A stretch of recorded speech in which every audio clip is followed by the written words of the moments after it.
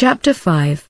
The fervors of the day had declined, when Theon issued to the street from the house of Epicurus. At that instant he met in the face his friend Cleanthes. He ran to his embrace, but the young Stoic, receding with mingled astonishment and horror, "Ye gods! From the house of Epicurus?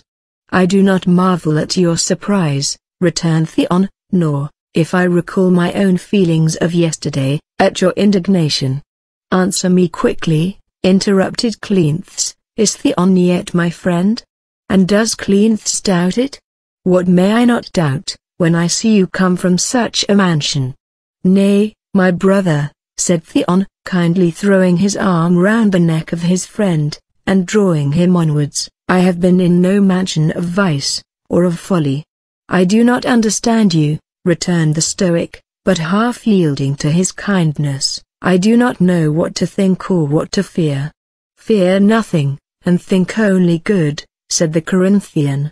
"True, I come from the gardens of pleasure, where I have heard very little of pleasure, and a very great deal of virtue." "I see how it is," returned the other, "you have lost your principles, and I, my friend, I do not think I have lost the first, and I am very sure you have not lost the last." "No," exclaimed Cleanthes, "but I tell you, yes," and his cheeks flushed, and his eyes flashed with indignation, "I have lost my friend, and you have lost yours. Go," he continued, and drew himself from the arm of Theon. "Go. Cleanthes has no fellowship with an apostate and libertine." "You wrong me, and you wrong Epicurus," said his friend, in a tone of more reproach than anger. "But I cannot blame you. Yesterday I had myself been equally unjust. You must see him, you must hear him, Cleanthes. This alone can undeceive you, can convince you of my innocence and Epicurus' virtue." "Epicurus' virtue? Your innocence? What is Epicurus to me? What is he, or should he be to you? Your innocence? And is this fastened to the mantle of Epicurus? See him to be convinced of your innocence? Yes, and of your own injustice. Oh, Cleanthes, what a fool do I now know myself to have been! To have listened to the lies of Timocrates. To have believed all his absurdities. Come, my friend. Come with me, and behold the face of the master he blasphemes. Theon, one master, and but one master, is mine. To me, whether Timocrates exaggerate or even lie, it matters nothing." "It does, or it should," said the Corinthian. "Will a disciple of Zeno not open his eyes to truth? Not see an error, and atone for it, by acknowledging it? I do not ask you to be the disciple of Epicurus, I only ask you to be just to him, and that for your own sake, more than mine, or even his." "I see you are seduced, I see you are lost," cried the Stoic, fixing on him a look, in which sorrow struggled with indignation. "I thought myself a Stoic, but I feel the weakness of a woman in my eyes. Thou wert as my brother, Theon, and thou also art beguiled by the Siren, left virtue for pleasure, Zeno for Epicurus. I have not left Zeno. You cannot follow both. You cannot be in the day and under the night at one and the same time. I tell you, there is no night in the gardens of Epicurus." "Is there no pleasure there?" cried the Stoic, his mouth and brows curling with irony. "Yes, there is pleasure there, the pleasure of wisdom and virtue." "Ah! Have you learned the Gargisine subtleties so soon? You have doubtless already worshipped virtue under the form of the Querts and Leontium, and wisdom under that of her master and paramour, the son of Neocles." "How little you know of either," returned Theon. "But I knew as little yesterday." Cleanthes stopped. They were before the Stoic portico. "Farewell. Return to your gardens. Farewell. We do not yet part," said Theon. "Zion is still my master." He followed his friend up the steps. A crowd of disciples were assembled, waiting the arrival of their master. Some, crowded into groups, listened to the harangues of an elder or more able scholar, others walking in parties of 6 or a dozen, reasoning, debating, and disputing, while innumerable single figures, undisturbed by the buzz around them, leaned against the pillars, studying each from a manuscript, or stood upon the steps with arms folded, and heads dropped on their bosoms, wrapped in silent meditations. At the entrance of Cleanthes, the favored pupil of their master, the scholars made way, and the loud hum slowly hushed into silence. He advanced to the center, and the floating crowd gathered and compressed into a wide and deep circle. All eyes bent on the youth in expectant curiosity, for his countenance was disturbed, and his manner abrupt. Cleanthes was of the middle size, so slender, that you wondered at the erectness of his gait and activity of his motion. His neck was small, his shoulders falling, his head elegantly formed, the hair smooth and close cut, the forehead narrow, and somewhat deeply lined for one so young, the eyebrows marked and even, save a slight bend upwards as by a frown, above the nose. The eyes blue, but their gaze was too earnest, and their spirit too clear, to leave any of the melting softness so usual with that color, and yet there were moments when this would appear in them, and when it did, it went to the soul of him who observed it, but such moments were short and rare. The nose was finely and perhaps too delicately turned, the mouth, mild and always in repose.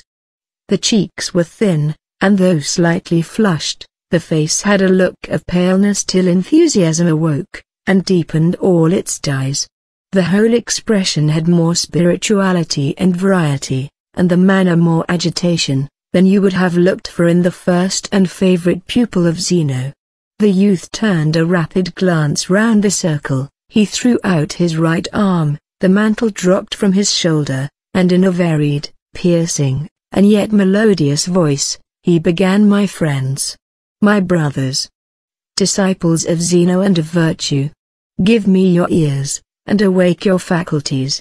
How shall I tell the dangers that surround you? How shall I paint the demon that would ensnare you? Timocrates hath escaped from his enchantments, and told us that riot and reveling were in his halls, that impiety was in his mouth, vice in his practice, deformity in his aspect, and we thought that none but souls born for error, already steeped in infamy, or sunk in effeminacy, could be taken in his toils and seduced by his example.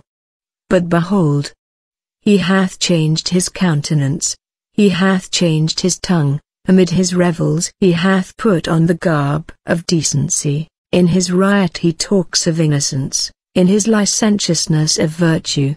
Behold the youth. They run to him with greedy ears, they throng his gardens and his porticos.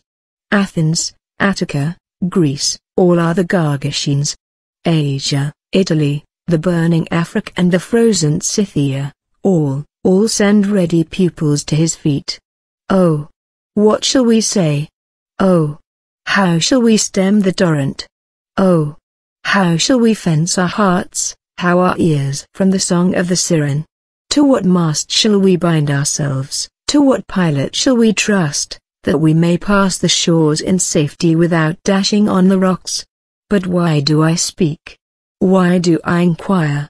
Why do I exhort? Is not the contagion already among us? In the school of Zeno, in this portico, in this circle are there not waverers? Yea, are there not apostates? Emotion choked his utterance. He paused, and glanced his kindled eyes round upon the audience. Every breath was held in expectation, each looked on the other in doubt, dismay, and inquiry. Theon's heart beat quick and high, he advanced one step, and raised his arm to speak, but Cleanthes, gathering his breath, again in a rapid voice continued. Does this silence speak conscious guilt, or startled innocence? The last, I will believe the last.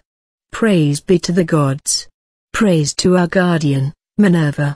Praise to our great, our glorious master. There are yet some sons left to Athens and to Greece, who shall respect, follow, and attain to virtue. some choice and disciplined souls, who shall stand forth the light and ornament of their age, and whose names shall be in honor with those yet unborn. Rouse up your energies. Oh, be firm, to Zeno, and to virtue. I tell you not, Zeno tells you not, that virtue is founded in pleasure and repose. Resistance, energy, watchfulness, patience, and endurance, these must be your practice, must be your habit, ere you can reach the perfection of your nature. The ascent is steep, is long, is arduous. Today you must ascend a step, and tomorrow a step, and tomorrow, and yet shall you be far from the summit, from rest, and from security. Does this appall you? Does this disgust you? Go then to the gardens. Go to the man of Gargatium, he who calls himself philosopher, and who loves and teaches folly.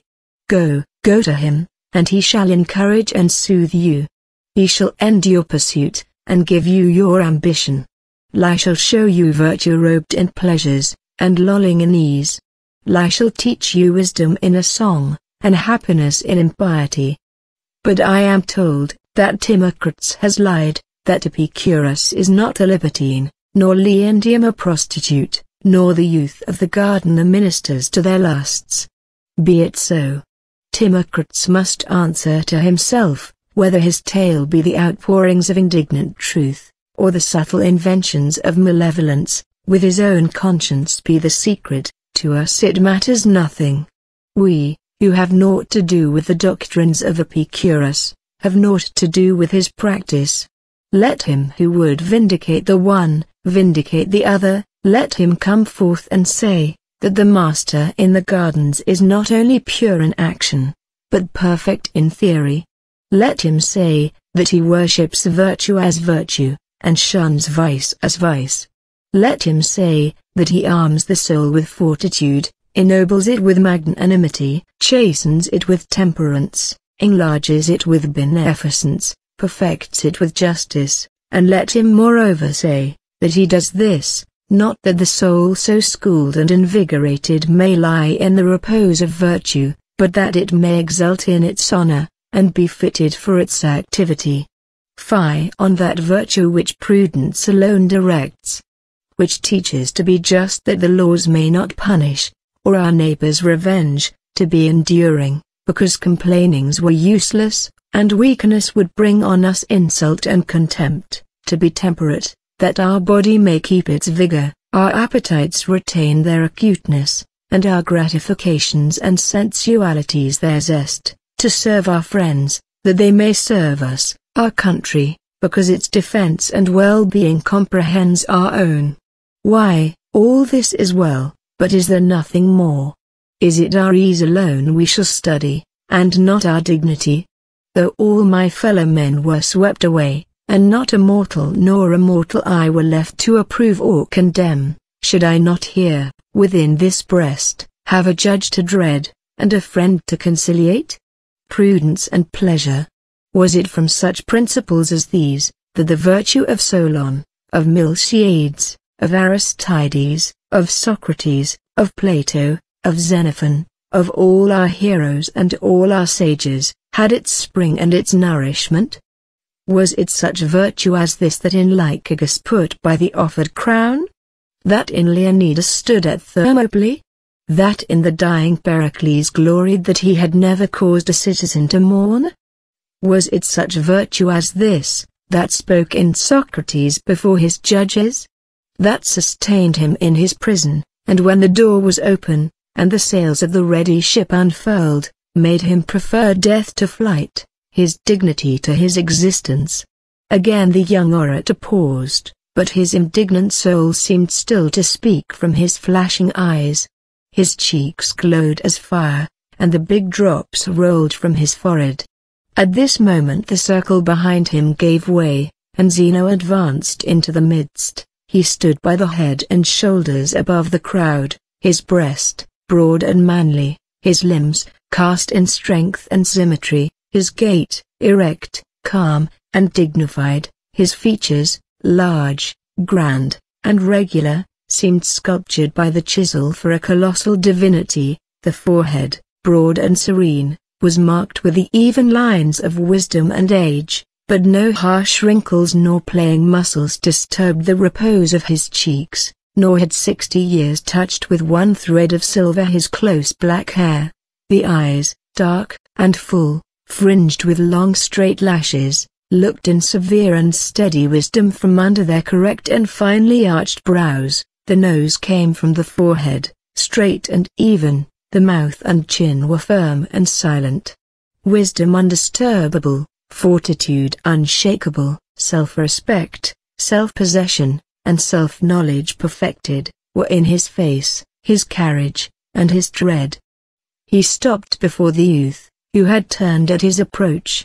"My son," fixing his calm gaze on the working countenance of his pupil, "what hath disturbed thy soul?" Cleanthes laid a hand on his laboring breast. He made one violent effort for composure and speech. It failed. The hot blood forsook his cheeks. It rushed again, again it fled. He gasped, and dropped fainting at the feet of his master. Chapter 6. Theon rushed forward. He knelt. He raised the head of his friend, breathless, agitated, terrified. He called his name with a piercing cry of agony and despair. All was commotion and confusion. The scholars pressed forward tumultuously, but Zeno, raising his arm, and looking steadily round, cried silence. The crowd fell back, and the stillness of night succeeded. Then motioning the circle towards the street, to give way and admit the air, he stooped and assisted Theon to support his reviving pupil. Cleanthes raised his head, turned his eyes wildly around, and then fixed them on his master. "Gently," said Zeno, as the youth struggled in their arms for recollection, "gently, my son." But he made the effort. He gained his feet, and throwing out his arm to a pillar near him, turned his head aside, and for some moments combated with his weakness in silence. His limbs still trembled, and his face had yet the hues of death, when, pressing his hand with convulsive strength against the pillar, he proudly drew up his form, turned his eyes again upon his master, and mustering his broken respiration, "Blame me, but do not despise me. I shall do neither, my son." The weakness was in the body, not the mind. There has been want of command in both. I ask not to be excused. Then turning round to his companions, "I may be a warning, if not an example. The Spartans expose the drunkenness of their helots to confirm their youth in sobriety. Let the weakness of Cleanthes teach the sons of Zeno equanimity, and let them say, if in the portico weakness be found, what shall it be in the gardens? But," he continued, addressing his master, "will Zeno pardon the scholar, who, while enforcing his nervous doctrines on others, has swerved from them himself?" "Thou judgest thy fault as thou shouldst judge it," returned Zeno, "but comfort, my son. He who knows, and knowing can acknowledge his deficiency, though his foot be not on the summit, yet hath he his either. But say the cause, and surely it must be a great one, that could disturb the self-possession of my disciple." The cause was indeed a great one, no less than the apostasy of a scholar from Zeno to Epicurus. Zeno turned his eyes round the circle. There was no additional severity in them, and no change in his manner, or in his deep sonorous voice, when, addressing them, he said, "If one, or more, or all of my disciples, be wearied of virtue, let them depart. Let them not fear upbraidings or exhortations. The one were useless to you, the other unworthy of me. He who sighs for pleasure, the voice of wisdom can never reach, nor the power of virtue touch. In this portico truth will never be softened to win a sickly ear, nor the severity of virtue, will it ever be veiled to win a feeble heart. He who obeys in act and not in thought, he who disciplines his body and not his mind, he who hath his foot in the portico, and his heart in the gardens, he hath no more to do with Zeno, than a wretch sunk in all the effeminacy of a Median, or the gross debauchery of a Scythian. There is no midway in virtue, no halting place for the soul but perfection. You must be all, or you may be nothing. You must determine to proceed to the utmost, or I encourage ye not to begin. I say to ye, one and all, give me your ears, your understandings, your souls, and your energies, or depart. Again he looked round upon his scholars. A long and deep silence succeeded, when young Theon, breaking through his awe and his timidity, advanced into the center, and craving sufferance with his hand, addressed the assembly. Though I should forfeit the esteem of Zeno and the love of his disciples, I have no choice but to speak. Honor and justice demand this of me, first to remove suspicion from this assembly, next, to vindicate the character of a sage, whom the tongue of a liar hath traduced, and, lastly, to conciliate my own esteem, which I value beyond even the esteem of the venerated Zeno, and of my beloved Cleanthes. He paused, and turning to Zeno, with permission of the master, I would speak. Speak, my son, we attend. Zeno retreated among his disciples, and Cleanthes, anxious and agitated for his friend, placed himself behind the screen of a pillar. With a varying cheek and tremulous voice, the youth began, in addressing an assembly accustomed to the manly elocution of a Zeno, and the glowing eloquence of a Cleanthes, I know I shall be forgiven by my companions, and I hope even by my severe master, the blushes and hesitations of timidity and inexperience. I open my mouth for the first time in public, and in what a public is it? Let not, therefore, my confusion be thought the confusion of guilt, but, as it truly is, of bashful inexperience. First, to remove suspicion from this assembly, let not the scholars look with doubt on each other, let not the master look with doubt on his scholars. I am he who have communed with the son of Neocles, I am he who have entered the gardens of pleasure, I am he whom Cleanthes hath pointed at as the apostate from Zeno to Epicurus. A tumult arose among the scholars. Surprise, indignation, and scorn, variously looked from their faces, and murmured from their tongues. Silence! Cried Zeno, casting his severe glance round the circle. Young man, proceed. This burst of his audience rather invigorated than dashed the youth. He freely threw forth his arm, his eyes lighted with fire, and the ready words flowed from his lips. I merit not the hiss of scorn, nor the burst of indignation. Desist, my brothers, till my artless tale be told, till you have heard, not my apology, but my justification. Yesterday, at this hour, I left the portico, heated to fury by the Philippic of Timocrates against Epicurus and his disciples, indignant at the city that did not drive such a teacher from its walls, against the gods, who did not strike him with their thunders. Thus venting my feelings in soliloquy, after a long ramble I seated myself on the banks of Cephissus, and was awakened from a reverie by the approach of a stranger. His aspect had the wisdom of a sage, and the benignity of a divinity. I yielded him the homage of youthful respect and admiration. He condescended to address me. He gave me the precepts of virtue with the gentle and honeyed tongue of kindness and persuasion. I listened, I admired, and I loved. We did not conclude our walk until sunset. He bade me to his supper. I entered his house, and he told me I beheld Epicurus. Could I have drawn back? Should I have drawn back? Number my heart answers, no. Your sufferance, my friends. Do not interrupt me. Do not call me an apostate. In the presence of the gods, in the presence of my master, whom I fear as them, in the presence of my own conscience, which I fear more than both, I swear that I am not so. I mean not to explain or to justify the philosophy of Epicurus, I know but little of it.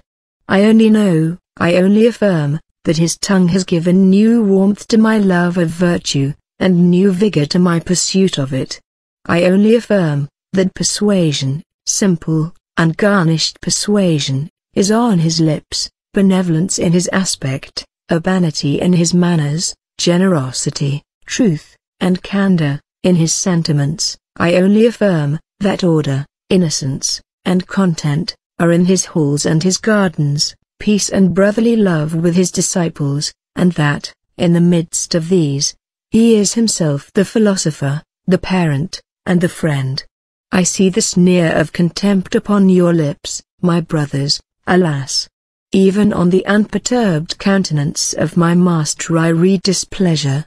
No, my son, said Zeno, thou dost not. Continue thy artless tale. If there be error, it lies with the deceiver, not the deceived. And you, my sons and disciples, banish from your faces and your breasts every expression and every thought unworthy of your honest companion, and your upright sect. For remember, if to abhor falsehood and vice be noble, to distrust truth and innocence is mean. My son, proceed. Thanks for your noble confidence, my master, it makes me proud, for I deserve it.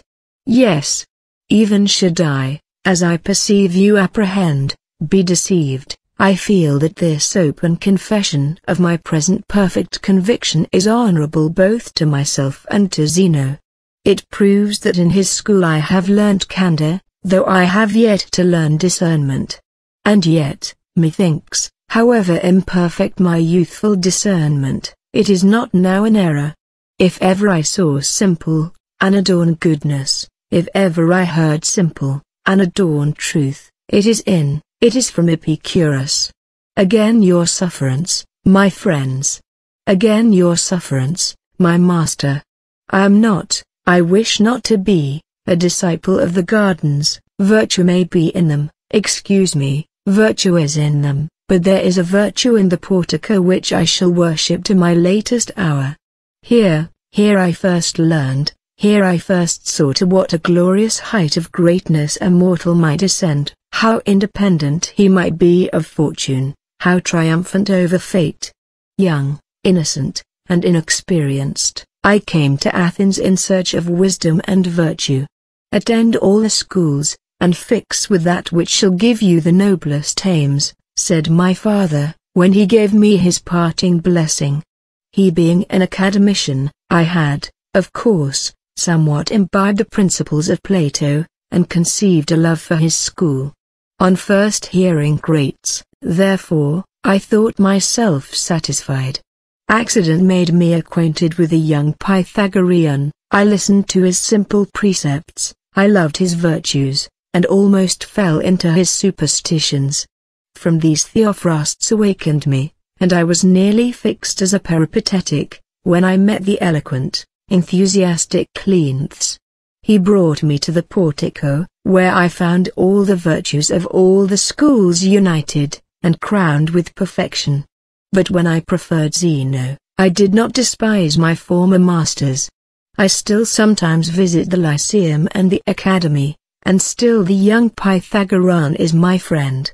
A pure mind should, I think, respect virtue wherever it be found, and if then in the Lyceum and the Academy, why not in the gardens?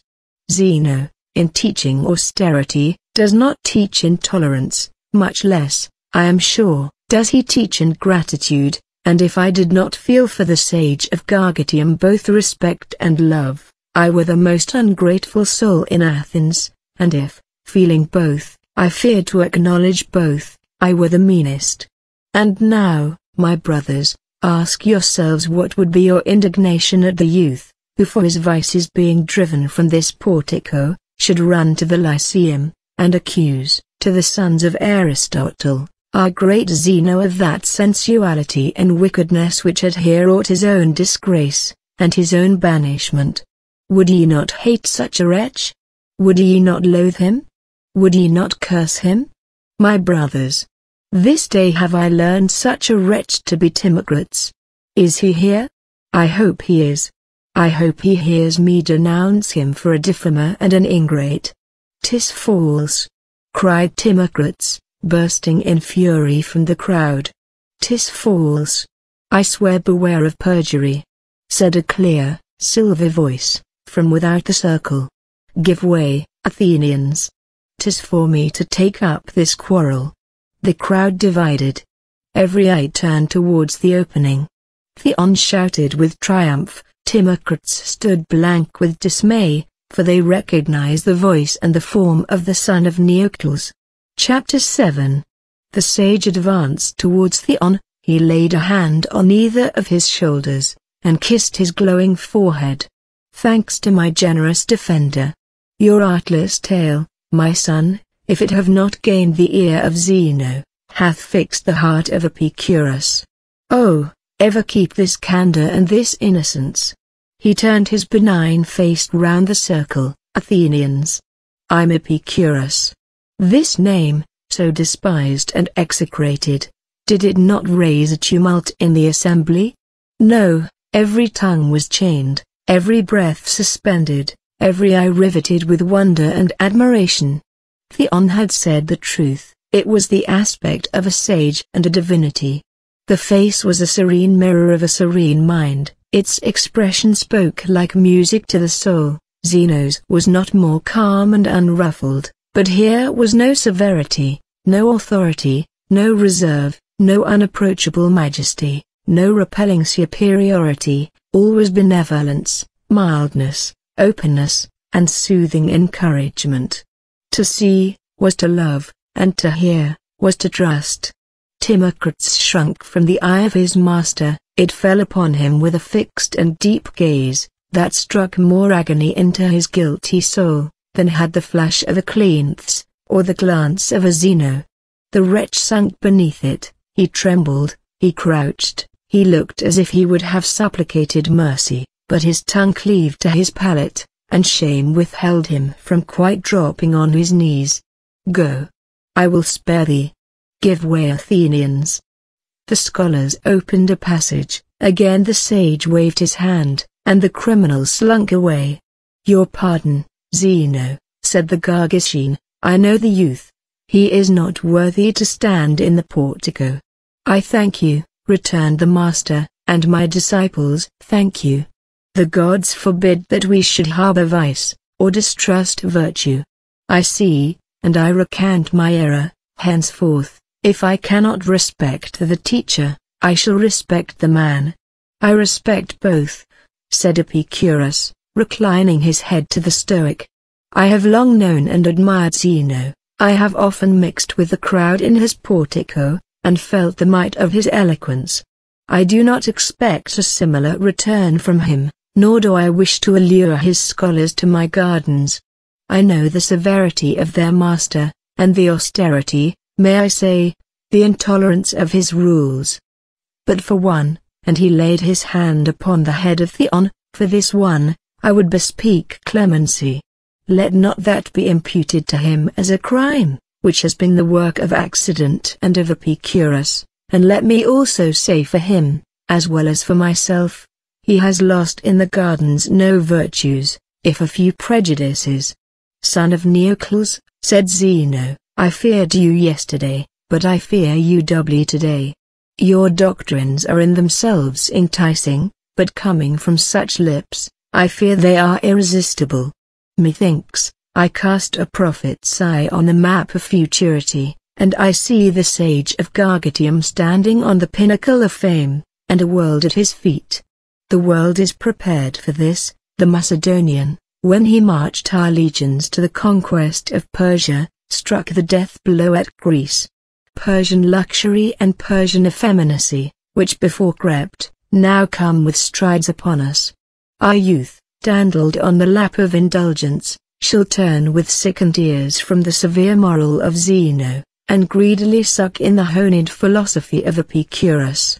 You will tell me that you too teach virtue. It may be so. I do not see it, but it may be so. I do not conceive how there can be two virtues, nor yet how two roads to the same. This, however, I shall not argue. I will grant that in your system, as elucidated by your practice, there may be something to admire, and much to love, but when your practice shall be dead, and your system alone shall survive, where then shall be the security of its innocence, where the antidote to its poison. Think not that men shall take the good and not the evil, soon they shall take the evil and leave the good.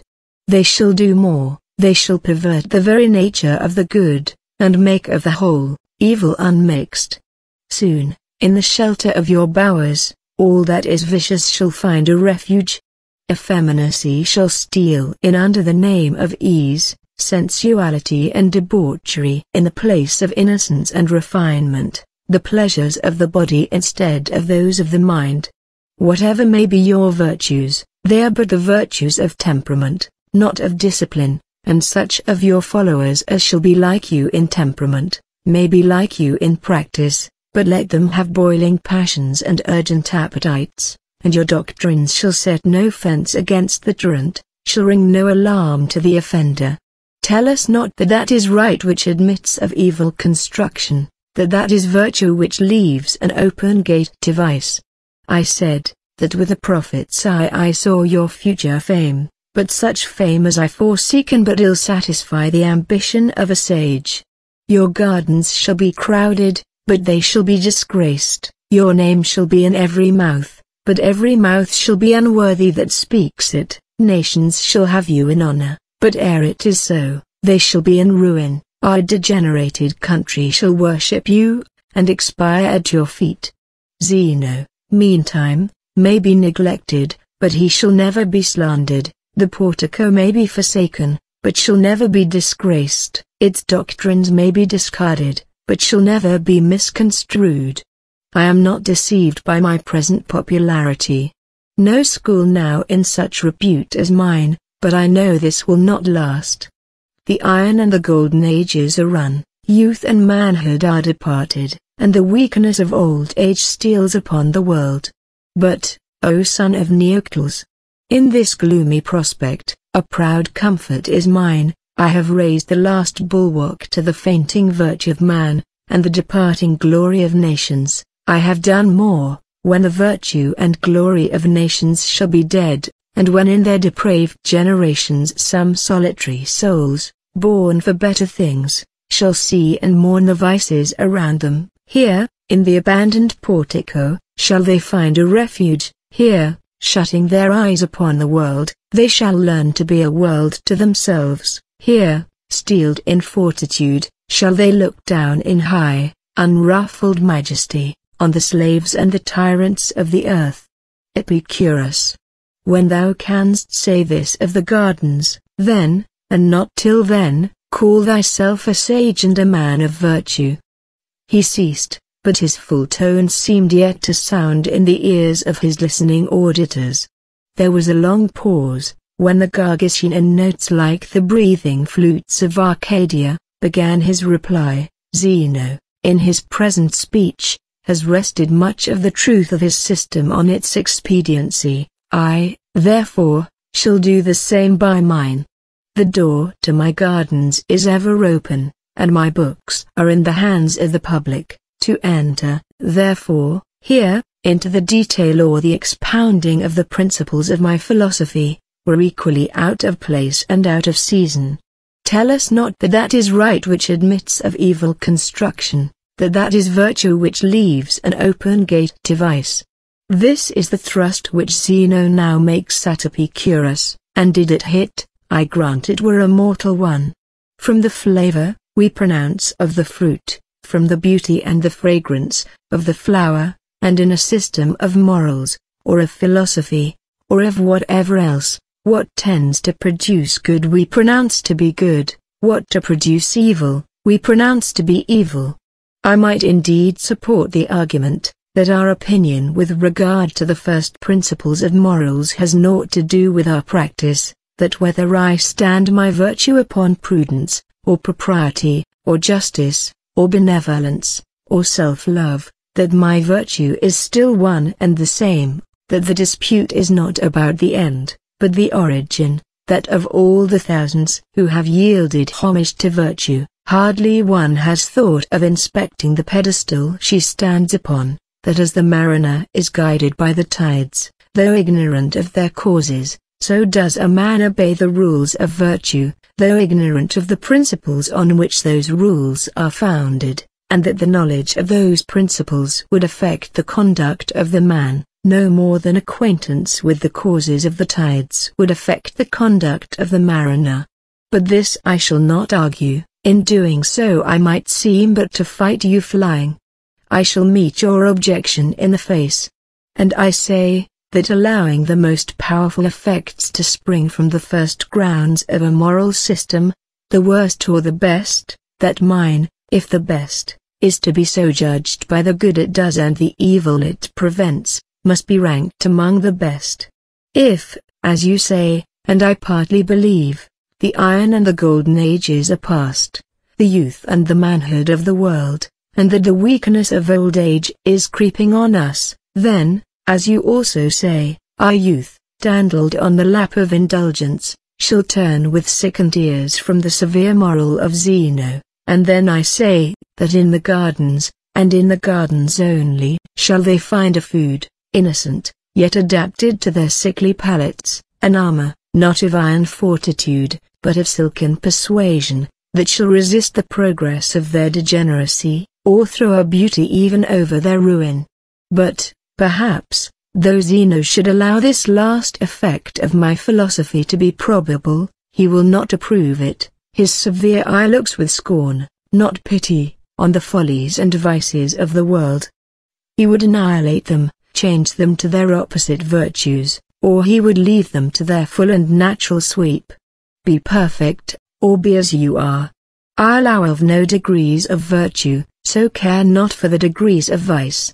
Your ruin, if it must be, let it be in all its horrors, in all its vileness. Let it attract no pity, no sympathy, let it be seen in all its naked deformity, and excite the full measure of its merited abhorrence and disgust. Thus says the sublime Zeno, who sees only man as he should be. Thus says the mild Epicurus, who sees man as he is, with all his weakness, all his errors, all his sins, still owning fellowship with him, still rejoicing in his welfare, and sighing over his misfortunes. I call from my gardens to the thoughtless, the headstrong, and the idle. Where do ye wander, and what do ye seek? Is it pleasure? Behold it here. Is it ease? Enter and repose.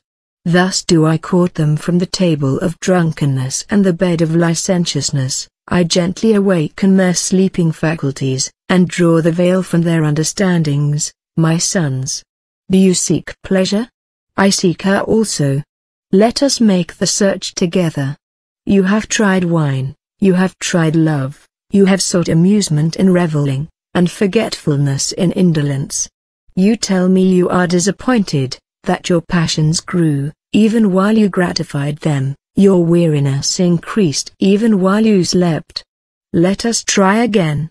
Let us quiet our passions, not by gratifying, but subduing them. Let us conquer our weariness, not by rest, but by exertion. Thus do I win their ears and their confidence. Step by step I lead them on. I lay open the mysteries of science, I expose the beauties of art, I call the graces and the muses to my aid, the song, the lyre, and the dance. Temperance presides at the repast, innocence at the festival, disgust is changed to satisfaction, listlessness to curiosity, brutality to elegance, lust gives place to love, bacchanalian hilarity to friendship.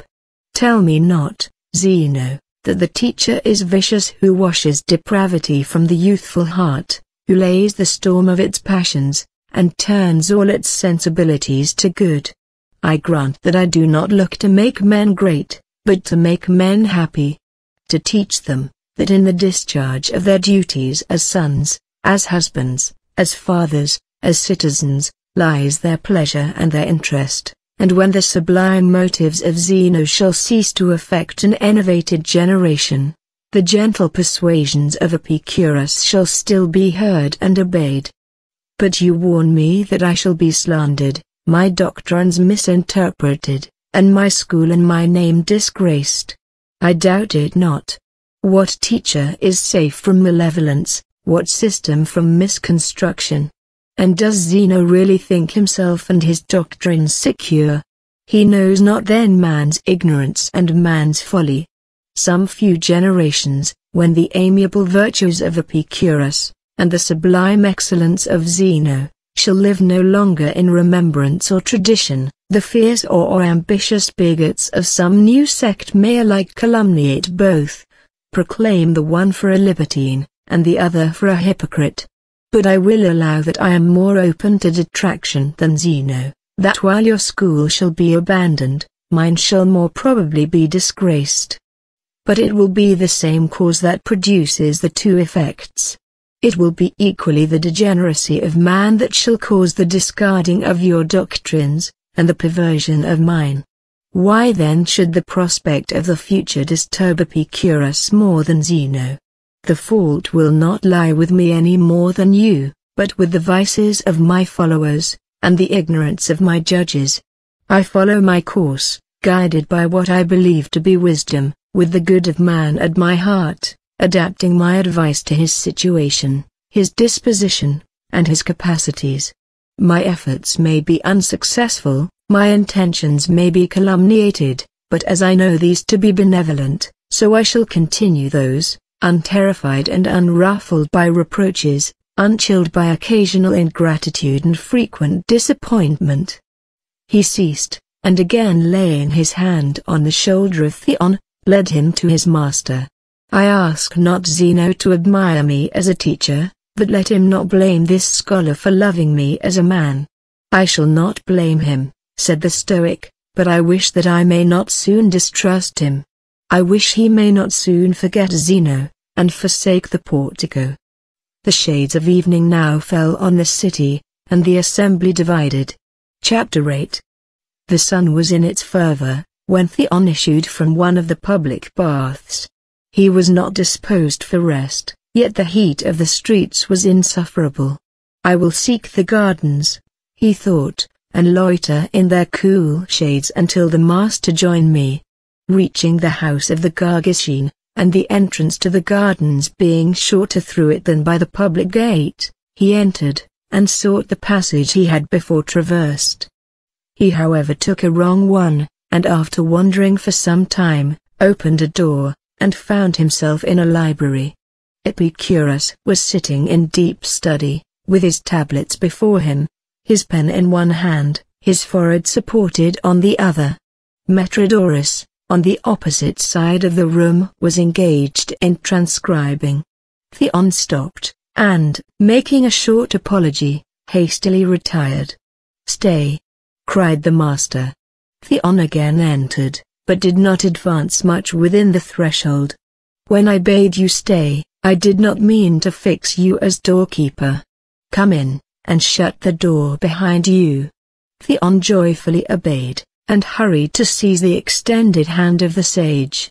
"Since you have intruded on the sanctuary, I shall not drive you out." He motioned the youth to a place on his couch. "And now, what pretty things am I to say to you for your yesterday's defense of the wicked Gargishine? You should have come home with me last night, when we were both hot from the combat, and then I could have made you an eloquent compliment in full assembly at the symposium, and you would as eloquently have disclaimed it with one of your modest blushes. Then, truly, if the master had such an intention, I am very glad I did not follow him. But I passed the evening at my own lodgings, with my friend Cleanthes, trying to talk him into good humor and charity, was it? Something so. And you succeeded? Verily, I don't know, he did not leave me in worse humor than he came. Nay, then it must have been in better. Explanation always approaches or widens the differences between friends. Yes, but we also entered into argument. Dangerous ground that, to be sure. And your fight, of course, ended in a drawn battle. You pay me more than a merited compliment, in concluding that to be a thing of course. Nay, your pardon. I pay you anything but a compliment. It is not that I conclude your rhetoric and your logic equal, but your obstinacy and your vanity. Do you know, I don't think myself either obstinate or vain, said Theon, smiling. Had I supposed you did, I might not have seen occasion to give you the information. But on what grounds do you think me obstinate and vain? Your years, your years. And do you think there is a man under 20 that is not both? Why, I should think an old man, at least, more obstinate than a young one. I grant you, when he is obstinate, which is pretty often, but not quite always, and when he is vain, the same. But whilst many old men have vanity and obstinacy in the superlative degree, all young men have those qualities in the positive. I believe your share to be tolerably moderate, but do not suppose that you have no share at all. Well, and now tell me, was it not a drawn battle? I confess it was. At least, we neither of us convinced the other. My son, it would have added one more to the 7 wonders if you had. I incline to doubt, if 2 men, in the course of an Olympiad, enter on an argument from the honest and single desire of coming at the truth, or if, in the course of a century, 1 man comes from an argument convinced by his opponent. Well, then, if you will allow me no credit for not being convinced, you may at least for my not being silenced. I, so young an arguer, and Cleanthes so practised to one. You broke the ice beforehand yesterday in the portico, said the philosopher, tapping his shoulder. After that generous instance of confidence, I shall not marvel if you now find a tongue upon all proper occasions. And trust me, the breaking of the ice is a very important matter. Many an orator has made but one spring to the land, and his legs, after he had taken courage to make the first stroke. Cleanthes himself found this. You know his history? He first appeared in Athens as a wrestler, a stranger to philosophy and learning of all kinds. In our streets, however, the buzz of it could not fail to reach him. He ran full speed into the school of Crates. His curiosity, joined to his complete ignorance, gave him so singular an appearance, and produced from him so many simple questions, and blundering replies, that he received from his fellow disciples the nickname of the Ass.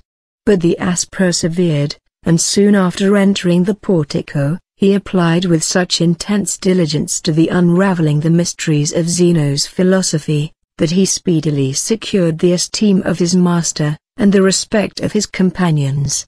But his timidity was for some time extreme, and probably nothing but a sudden excitement could have enabled him to break through it. This, however, accidentally occurred, and he is now the ready and powerful orator that you know him. I have often heard, said Theon, and really not without some skepticism, the change that a few years have wrought in Cleanthes, a brawny wrestler. Who could believe it, and a dull, ignorant barbarian? The world always adds marvel to the marvelous. A brawny wrestler he never was, though certainly something stouter and squarer in person than he is now, and though ignorant, he was not dull. Intense application, and, some say, the fasting of poverty, as well as temperance, rapidly reduced his body, and spiritualized his mind. The fasting of poverty, cried Theon, do you believe this? I fear it is possible, returned the master. At least it is asserted, that he possessed but 4 drachmas when he left the school of wrestling for that of philosophy, and it does not well appear that he now follows any other trade than that of a scholar, one which certainly brings very little nourishment to the body, whatever it may do to the mind. But his master, do you think Zeno would suffer him to want the necessaries of life? The actual necessaries, somehow or other, he certainly has, but I can believe he will make very few serve, and procure those few with some difficulty, rather than be indebted even to his master. Or his friend, said Theon. Nay, remember, you are not a friend of very long standing, and something his junior in years.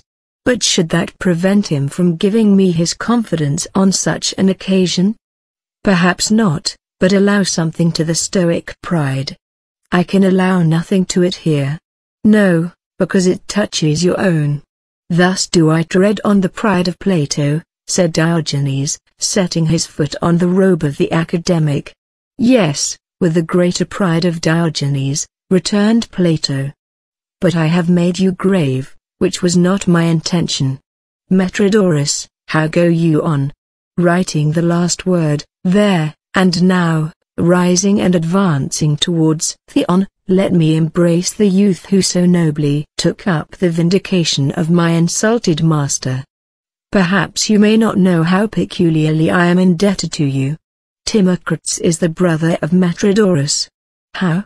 I blush to own it. You need not blush, my loved son, you have done more than a brother's duty towards him, and more than a disciple's duty towards me. I suppose, turning to Theon, as you are a Stoic, you have not read the able treatises of Metrodorus in support of my doctrines, and defense of my character. In the last, indeed, he has done more than I wished. I own I have not, but I will read them. What? In the face of Zeno? Aye, and of the whole Portico. We need not doubt the young Corinthian's courage, said Metrodorus, after his noble confidence yesterday.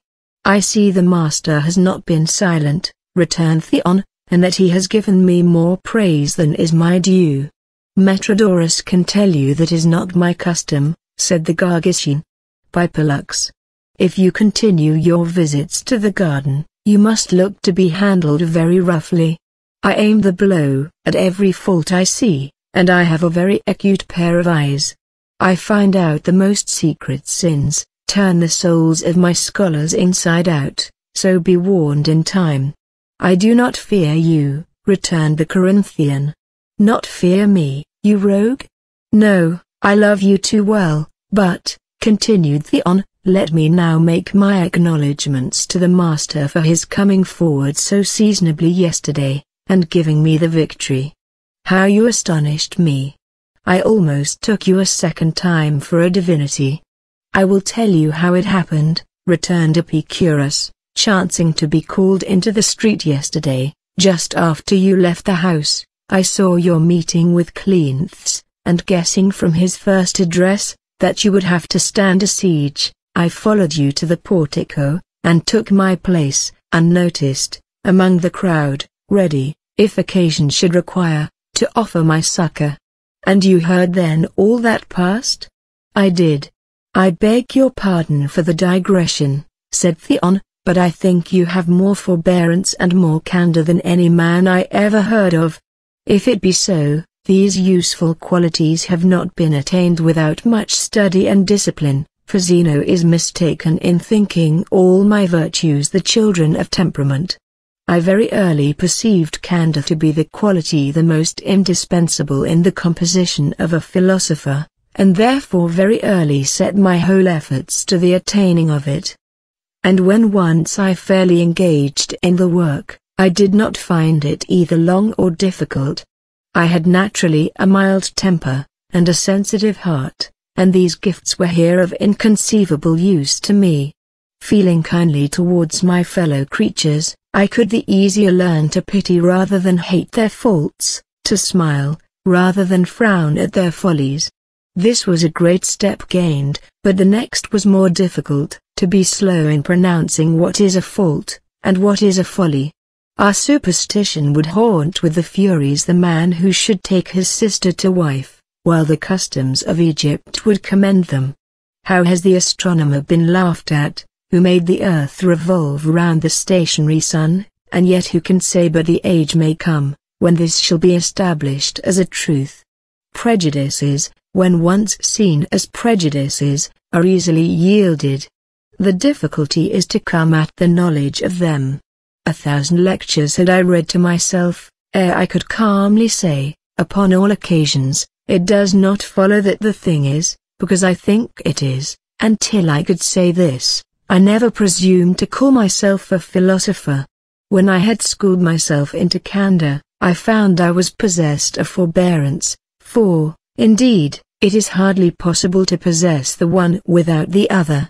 I cannot understand, said Theon, how with your mildness, your candor, and your good humor, You have so many enemies. Am I not the founder of a new sect? Yes, but so have been many others. And you think I have more enemies than any? If it be so, perhaps in those peaceable qualities you have enumerated, you may seek the cause. Remember the Cynics and Stoics, and I believe most of my enemies are either among them, or of their making. Do you think any of those three unpresuming virtues would secure approbation?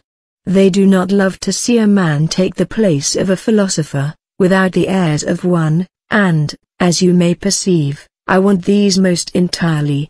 Then you must remember also my popularity, for of course my mildness, candor, and good humor, along with other agreeable virtues which shall be nameless, help to secure me 1,000 friends, and he who has many friends, must have many enemies, for you know he must be the mark of envy, jealousy, and spleen. I cannot endure to think that it should be so, said Theon. Much less can I, said Metrodorus. My sons, never pity the man who can count more than a friend for every enemy, and I do believe that I can do this. Yes, my young Stoic, Zeno may have fewer enemies, and as many disciples, but I doubt if he have so many devoted children as Epicurus. I know he has not, cried Metrodorus, curling his lip in proud scorn. You need not look so fierce upon your knowledge, said the master smiling. You are too mild, too candid, returned the scholar, and that is your only fault. Then I am a most faultless person, and I only wish I could return the compliment to Metrodorus, but his lip curls too much, and his cheeks are too apartment to kindle. I know it, said the scholar. Then why not mend it? Because I am not at all sure, but that it is better unmended. If you would but turn more fiercely upon your enemies, or let me do so for you, they would respect you more, for they would fear you more. But as I am not a god, nor a king, nor a soldier, I have no claim to fear, and as I am a philosopher, I have no wish for it. Then, as to respect, do you really think yourself more worthy of it than your master? Nay, said Metrodorus, blushing, that is too severe a rub. Grant that it was merited. No, my son, we will convince all we can, we will silence as few as possible, and we will terrify none. Remember the exit of Timocrates, said Theon, was not that made in terror? Yes, but it was the work of his conscience, not of my eyes. If the first had been silent, I imagine he would have stood the last very well. Do not name the wretch, cried Metrodorus, indignantly. Oh, my young Corinthian, did you know all the patience and forbearance that his master had shown towards him, all the pains he took with him, the gentleness with which he admonished him, the seriousness with which he warned him, the 1,000 times that he forgave him, and then, at last, when he dared to insult his master's adopted child, the lovely Heda, and the indignant disciples thrust him from the gardens, he goes to our enemies, the enemies of his master, and feeds their malice with infernal lies. Curses of the Furies on the wretch. Fie! How darest thou? Said Epicurus, thrusting his scholar indignantly from him. Thy anger is unworthy of a man, how much then of a brother? Go, and recollect thyself, my son. Softening his voice, as he saw a tear in Metrodorus's eye. The Corinthian will accompany you to the gardens, I will join you when I have concluded this treatise. Metrodorus took the arm of Theon, and they left the apartment.